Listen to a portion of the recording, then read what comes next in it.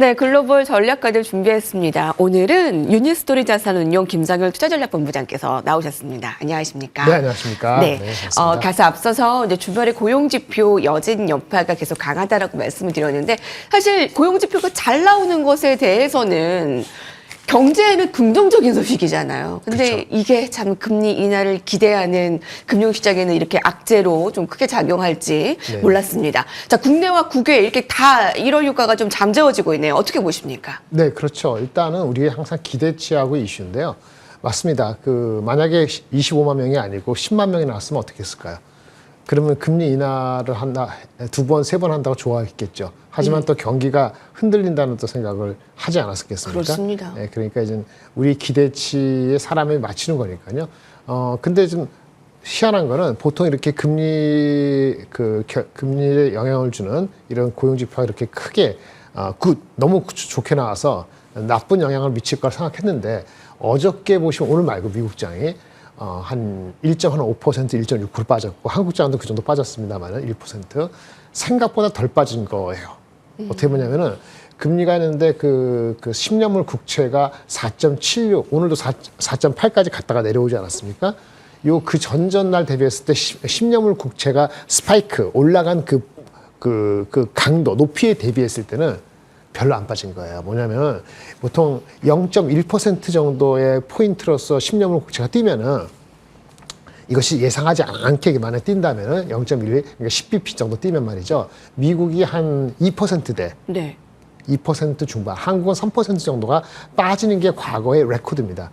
그런데 오늘 한국장이 어떻게 될지 모르겠습니다. 미국장이 오늘 전약 후강됐지 않습니까? 네, 네. 합해서 어제 빠진 거 합해서 2% 빠졌는데 스파이크 된 것이 0.1%포인트가 올라간 게 아니고 훨씬 많이 올라갔거든요. 국채 수익률이 금리 인하에 대한 걱정 때문에 그거 대비했을 때는 생각보다 덜 빠졌다는 거는 두 가지 해석이죠. 내성이 강해졌다. 그다음에 이것이 아주 확정적이다. 금리 인하를 안 하는 건 아니고 2번, 3번 하려다가 한 번 정도 강력함을 낮아진 정도니까 좀 더 추이를 지켜보자. 이런 심상이 있는 것 같아서 아직 추세가 꺾였다고 보기는 어렵고 경계 정도로 보시고 바라보시면 되고요. 중요한 건 한국은 전반적으로 아직은 연초부터 아웃퍼폼을 하고 있다. 그 측면에서는 긍정적인 포인트를 줄 수 있습니다. 네. 오늘은 다행히 미국 증시가 전약 후강으로 좀 돌아선 감이 있습니다. S&P 500 지수와 다우 지수를 상승 마감했고요. 장중 내내 3대 지수가 약세였는데 하락한 건 나스닥 뿐이었습니다. 나스닥에는 완전 악재가 있었죠. 엔비디아는 블랙웰이 의외로 좀 과열 논란에 공급이 좀 지연될 수 있다라는 소식도 있었고요. 맞아요. 그게 컸어요. 네. 또 바이든 행정부의 또 AI 수출 제한 이 부분도 좀 악재로 작용을 했죠. 뒤에부터 말씀드리면 AI 바이든 행정부의 그것도 안 좋은 얘기죠. 2주밖에 안 남았잖아요.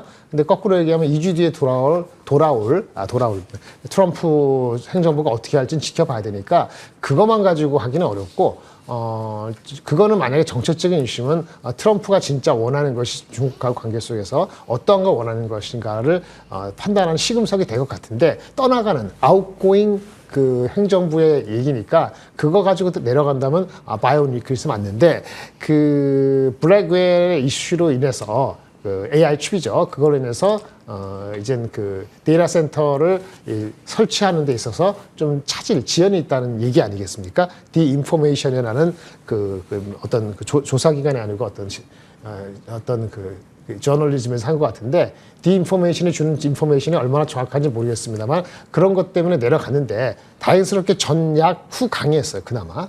근데 요거는 좀 신경이 씁니다. 계속적으로 블랙웰이 아주 쉽게 엑스큐션이 안 된다는 게 벌써 얼마부터입니까? 작년도 9월부터니까 한 3, 4개월째 일어나고 있는 거니까 이거는 엔비디아, TSMC, 마이크론, 하이닉스한테 심리적으로 부담이 되는 요인은 분명하고요. 그래서 오늘은 조금 걱정되는 것은 어제는 한국이 미국보다 아웃퍼폼을 덜 빠진 측면에서 아웃퍼폼 했는데 오늘은 반도체가 오늘도 만약 우리가 오늘은 우리가 반도체 중심으로 좀 더 빠지면은 미국하고 비슷한 레벨의 빠지는 게 있기 때문에 오늘까지는 조정이 있을 수 있겠다라는 생각을 갖게 됩니다. 네, 바이든 행정부의 AI 수출 제한 이 소식보다도 더 악재가 되는 것은 엔비디아 블랙웰의 공급 연기. 네, 벌써 한 세 번, 네 번째니까 좀 신경이 네. 쓰이는 거죠. 예. 신경이 쓰일 수밖에 없는 지금 여러 차례의 연기는 TSMC나 SK 하이닉스 등의 좀 악재로 잡음이 될 수밖에 없겠네요. 맞습니다. 네. 예, 당분간은요.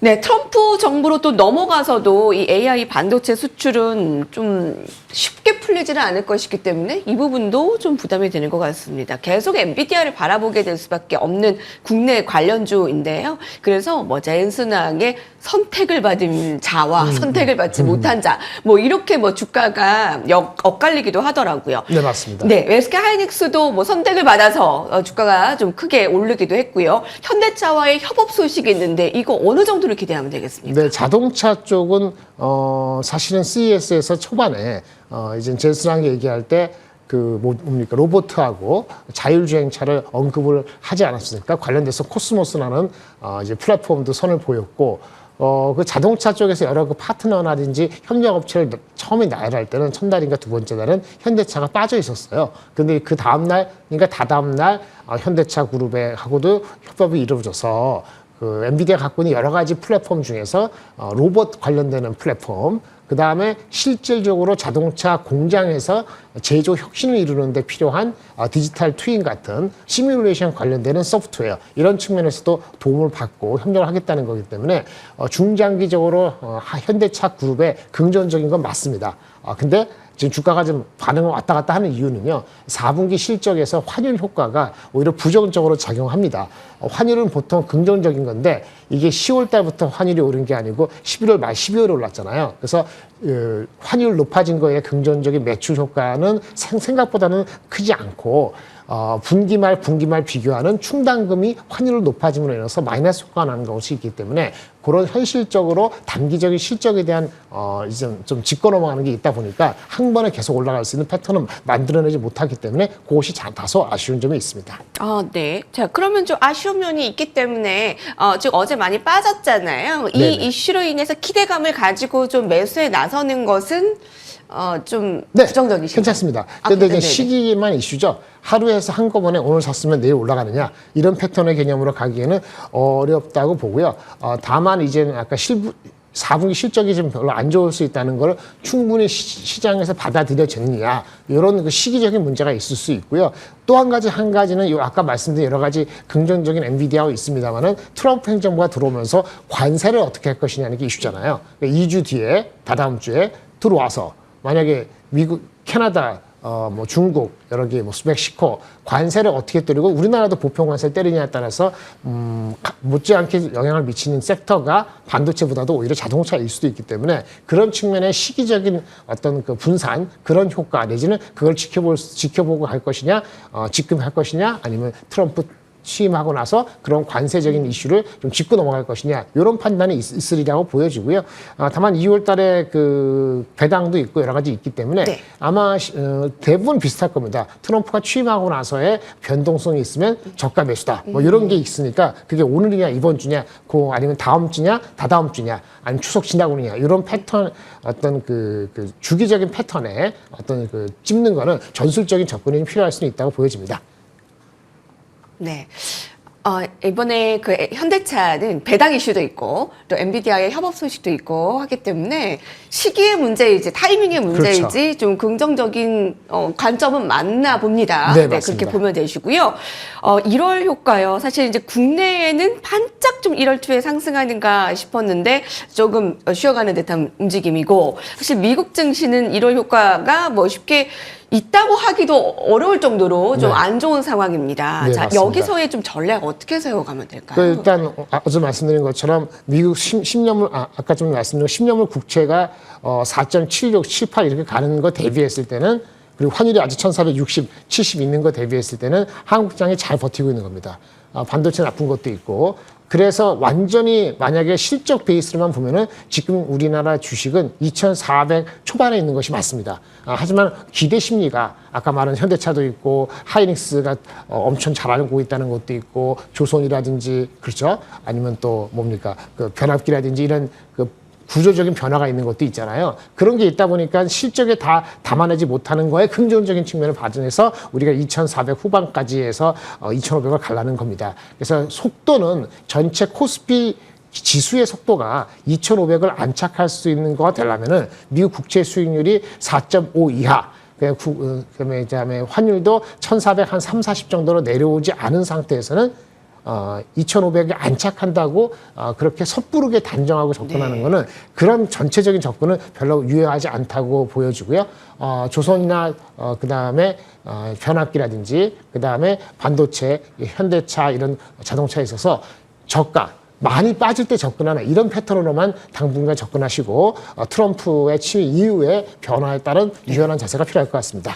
아니, 잘 코스피가 선방하고는 있지만 2,500에 대한 안착의 필요 조건은 일단 미국의 10년물 국채 금리가 4.5%의 아래로 좀 내려가야 된다. 지금 뭐 4.8%를 넘보고 있는데 쉽지 않아 보이는데요? 네, 쉽지 않습니다. 예, 네. 쉽지 않습니다. 쉽지 않은 게 현실이고요. 반도체도 아까 삼성하고 하이닉스하고 다른 거고 실적은 삼성전자, 하이닉스 둘 다 1분기 안 좋습니다. 근데 우리는 미래를 보는데 삼성하고 하이닉스의 좋은 거는 HBM이고 안 좋은 건 레거시가 생각보다 안 좋아요. 그런 측면에서 2차 전지 빼고 이렇게 따지면은 지수가 전체적으로 올라가는 건 만만치 않고 조선하고 이런 쪽도 어느 정도 좀 올라왔기 때문에 지수에 욕심을 내리는 건 저는 판이 될 수 있어요. 그래서 2,400 중반 후반에서는 저점 매수로 들어갈 수도 있지만 아까 말씀드린 것도 트럼프가 들어오고 그다음 우리 설날 쉬잖아요. 그런 불확실성 대한민국의 전국에 아직 안정화되지 않은 걸 봤을 때는 한 2월 중순까지는 이게 분할의 그 강도를 어떻게 하느냐 기술적으로 그런 접근이 꼭 필요하다고 말씀드리겠습니다.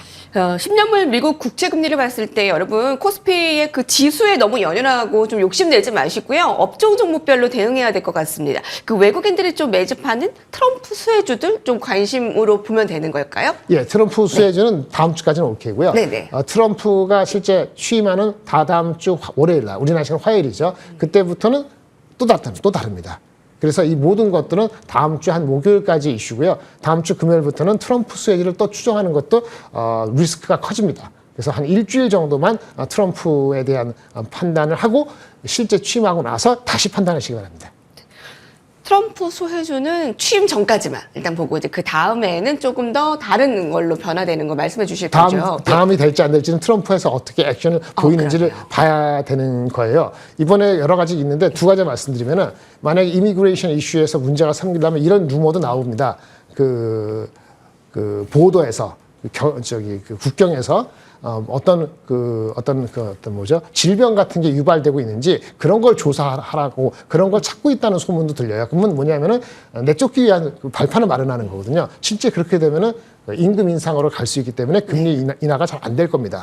두 번째 이번에 엄청난 LA 그 화재 있잖아요. 이것도 일파만파 되면은 국채가 많이 발행되어 있는 거 이것도 안 좋은 거예요. 마무리될 수 있죠. 이런 것들이 제가 봤을 때 최소한 2주에서 한 3, 4주는 필요하다. 이렇게 말씀드리겠습니다. 트럼프 불확실성과 국채금리 불확실성이 만만치 않습니다. 당분간 조선방산, K푸드, 화장품 쪽입니다. 유니스트리 자산운용 김장렬 본부장님과 함께했습니다. 같이 인사드릴게요. 감사합니다.